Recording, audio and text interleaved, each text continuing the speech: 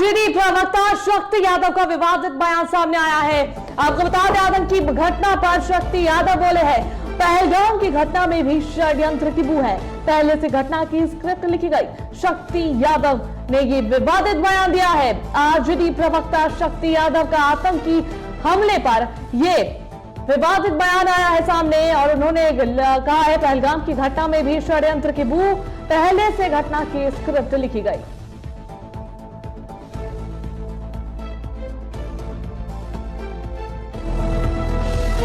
लोगों ने कल्पना नहीं की थी कि प्रधानमंत्री जी इतने लोगों की मौत के बाद वो राजनीति रोटी सेकने आएंगे। अभी देश के लोगों को आश्वस्त करना था, उन परिवारों को पीड़ा में शामिल होना था, उनको भरोसा दिलाना था। प्रधानमंत्री जी तो प्रधानमंत्री जी हैं, वो तो अवसर ढूंढते हैं। देश के मौजूदा हालात और जो मुद्दे हैं, किसान के, नौजवान के, आम के और अवाम के, उस पर प्रधानमंत्री चर्चा नहीं करते। आतंकवादियों को कड़ी सजा देने की बात कही है। आतंकवादियों को कड़ी सजा देश का हर नागरिक चाहता है। और इस पर अधिक जानकारी के लिए हमारे संवाददाता राजीव फोन लाइन पर जुड़ गए, उनका रुख करेंगे।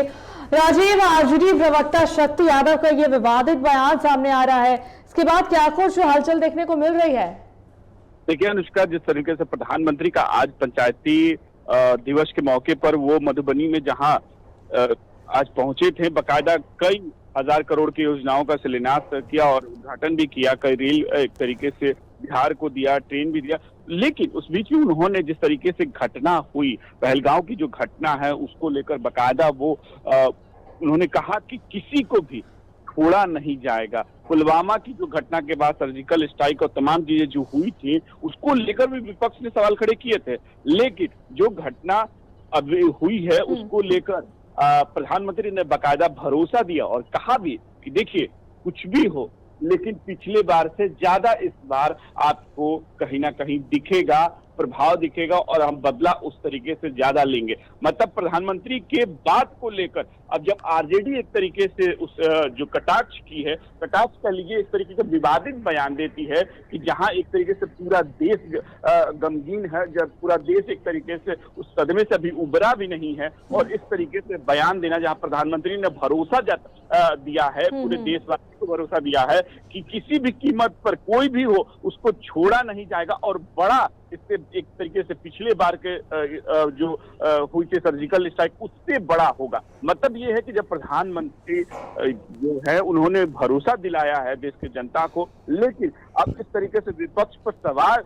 सवाल खड़े कर रही है प्रधानमंत्री के बात पर सवाल खड़े करे, क्योंकि याद होगा कि पिछले बार भी जब पुलवामा हुआ था तब भी कई कांग्रेस के नेता और तमाम लोग इस पर सवाल खड़े किए थे, सर्जिकल स्ट्राइक के सबूत तक मांगे गए थे, यहाँ तक कि ये भी कहा गया था। इस बार उन्होंने तब भी ये कहा, जब सर्जिकल स्ट्राइक हुआ उसके बाद भी कई तरीके के सवाल विपक्ष के द्वारा खड़े गए, लेकिन आज जो हुई है कहीं ना कहीं जो शक्ति यादव हैं उन्होंने भी एक तरीके से कहा कि पहलगाम की घटना षड्यंत्र की बू आती, ऐसा लगता है कि पहले से था। तो इस तरीके का जो बयान है कहीं ना कहीं असंवेदनशील है और इस तरीके का बयान देश के लिए अच्छा नहीं है, क्योंकि जब प्रधानमंत्री ने कहा कि भरोसा दिलाया कि जो कोई हो, कोई भी पीछे, पर्दे के पीछे या पर्दे के बाद, सबको एक तरीके से बड़ा एक मैसेज जाएगा, बड़ा मतलब, क्योंकि ये एक होता है कि बहुत संवेदनशील मामला है, इस पर बहुत सारी चीजें प्रधानमंत्री नहीं कर सकते देश की सुरक्षा को लेकर, लेकिन उन्होंने जनता को जरूर भरोसा दिलाया कि कहा भी मधुबनी में कि इस घटना से हम पूरे जो मर्माहित है, जो लोग भी इसमें